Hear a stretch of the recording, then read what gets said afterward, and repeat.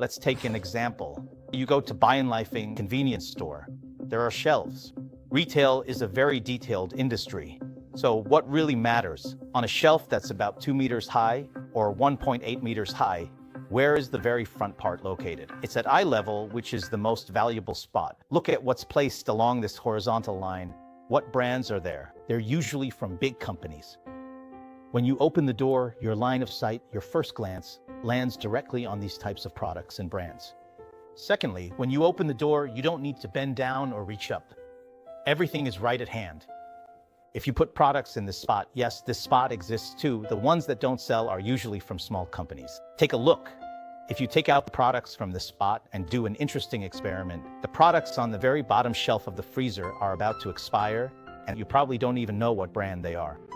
Every single shelf has its own price. This is called a premium freezer lane. All of these spots are for sale, but the ones at the bottom are very cheap. If this is the first row in a three-dimensional display, you can still see some products placed in the second row, but the brand isn't even visible. No one knows about them. Ask yourself, when have you ever opened a freezer and dug through the first row just to look at the products in the second row? It's very rare. Out of 100 people, not even one would do that, because that's just how people are. Shopping is a very quick process. I know what I want to buy, and when I see it, I just open the freezer, grab it, and leave. It's a very straightforward action. So you can't expect someone to go through the entire first row and only then buy a bottle from the bottom of the second row. Just imagine how high your costs would be if that were the case. That would be a disaster. These are all tricks of the trade. That's why creating product displays and buying freezer channels is so important. Merchandising is a science in itself.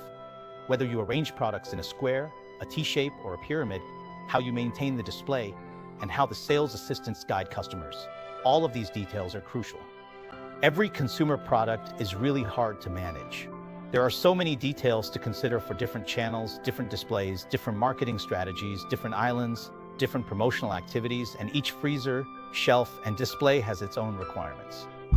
This is like a code of conduct, and the entire company needs to be trained on it.